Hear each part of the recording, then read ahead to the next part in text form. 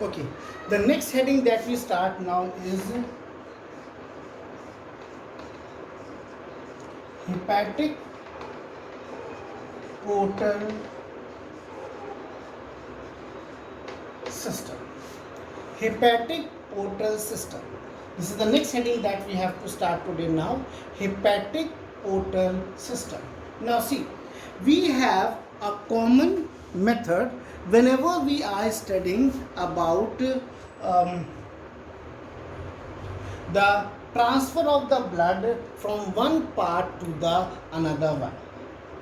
And one more thing that we have is that whatever the function of the heart is to supply the oxygenated blood to the heart muscles, from the heart muscles to the body parts, and from the deoxygenated blood from the body parts again go back to the heart. We take a very good examples for the kidney. Now see, from the heart the blood reaches to the kidney with the help of renal artery, and from the kidney the deoxygenated blood again go back with the help of the renal vein. So whatever the body parts we have, they provide oxygenated blood to the organs directly with the help of the arteries, and the organ directly provide deoxygenated blood back to the heart. But we have a different system when we are studying about the hepatic portal system. Now see, in case of hepatic portal system, what happens? We have heart, and this heart provides oxygenated blood to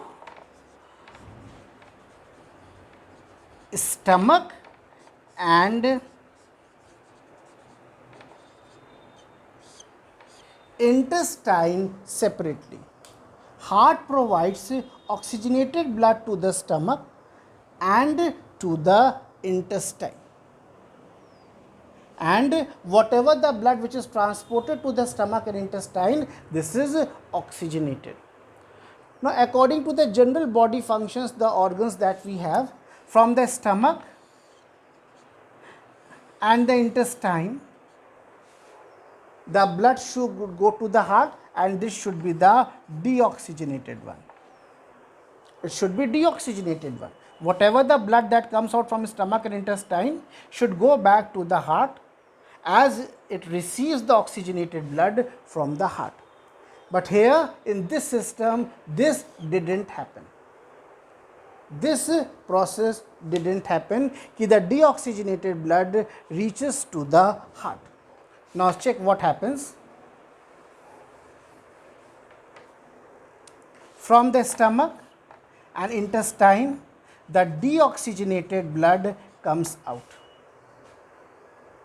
And who brings it? Vein. Vein. But here this vein is, and this vein gets combined together. Here these two veins from the stomach and intestine, they combine together, and now it is called as hepatic portal vein. Now we are calling it as the hepatic portal vein, and this hepatic portal vein consists of deoxygenated blood, and this hepatic portal vein carries this deoxygenated blood to the liver. I am repeating once again, the heart provides oxygenated blood to stomach and intestine. Whatever the deoxygenated blood comes out from stomach and intestine with the help of the vein here gets combined together, and we are calling it as hepatic portal vein. And this hepatic portal vein carries the deoxygenated blood to the liver. Now see, when the blood flows from one part to the another one, there is some specific reason that we are going to discuss later on. But first of all, here we have to discuss from where to where the blood moves. That means from where to where the blood transport. The deoxygenated blood with the help of the hepatic portal vein reaches to the liver. Now comes the next heading, when the heart provides oxygenated blood to the liver with the help of hepatic artery. Hepatic artery. यहाँ से भी supply जा रहा है liver को blood का और यहाँ से भी जा रहा है. But difference here is this supplies the oxygenated one and this supplies the deoxygenated one. And all together from the liver the blood reaches to the heart, and this blood is the deoxygenated one, and this blood is brought back to the heart with the help of hepatic vein. Hepatic vein. So we have three different terms now: hepatic artery, hepatic vein and hepatic portal vein. So how we are going to learn? The heart provides oxygenated blood to stomach and intestine. The deoxygenated blood that comes out through stomach and intestine with the help of the veins. The vein gets combined together. Here it was a separate one. Here it gets combined together, and we are calling it as the hepatic portal vein. Hepatic portal vein, and this hepatic portal vein carries the deoxygenated blood to the liver. Now the heart provides oxygenated blood to the liver with the help of the hepatic artery, and from the liver whatever the blood goes back to the heart, that is the deoxygenated one, is carried out by the hepatic vein. So we have hepatic artery, hepatic portal vein and hepatic vein. Hepatic artery, hepatic portal vein and hepatic vein. Now we are going to learn what is the function of the hepatic artery. The function of the hepatic artery, it carries the oxygenated blood from heart to the liver. The function of the hepatic artery is to carry the oxygenated blood from heart to the liver. Then we have the hepatic vein. The function of the hepatic vein is to carry the deoxygenated blood from liver back to the heart. This is the function which is performed by the hepatic vein. It carries the deoxygenated blood from liver back to the heart. Now the third one that we have is the hepatic portal vein. So the function of the hepatic portal vein is to carry the deoxygenated blood from stomach and intestine to the liver. The function of the hepatic portal vein is to carry the deoxygenated blood from stomach and intestine to the liver. And one more line which is very important that generally we get in the board exam is the one line is only going to learn, that is portal vein. Portal vein is the one which start with capillary, and ends in capillary. Portal vein is the one which starts with capillary and ends in the capillary. So hepatic artery, hepatic vein, hepatic portal vein and portal vein. You have to learn the functions of all these four parts. Now one more heading which is left here is why the blood reaches to the liver. This we are going to discuss, that why the blood reaches to the liver. Now see, liver. This is the hepatic portal vein and the blood reaches to liver. Why?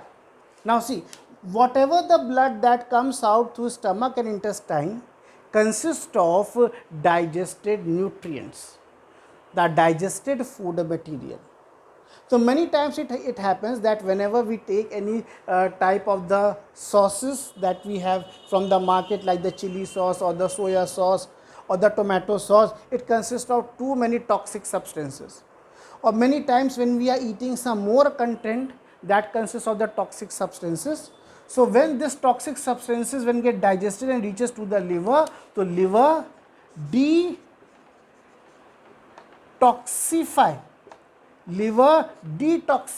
the substances. The liver detoxify the substances and made the content the normal one. That's why it is generally said that our parents used to say ki avoid eating the food from outside because it will going to damage your liver. This is the very first reason why the blood reaches to the liver. Now move to the next second point. See, whatever the food that we eat, it consists of carbohydrates. And when this carbohydrates gets digested in our body, it gets converted to glucose. And this glucose along with the hepatic portal vein reaches to the liver. So what the liver used to do, liver stores extra glucose inside it by converting glucose to glycogen. That means liver converts glucose to glycogen and stores this glycogen inside it. And whenever the body requires this extra glucose, at that time the liver converts it into glucose and provides it back to the body. So this is the function. The second function, the first function was detoxify. Second, the liver stores the extra glucose. Now third, the important one. Once the question was asked by me, he named the blood vessel which consists of the maximum percentage of urea. So the liver converts extra amino acids into in the liver to the form of urea. So whatever the hepatic vein that carries the blood to the heart, this hepatic vein consists of maximum percentage of urea. So this is the concept why blood reaches to the liver first and then blood goes to the heart.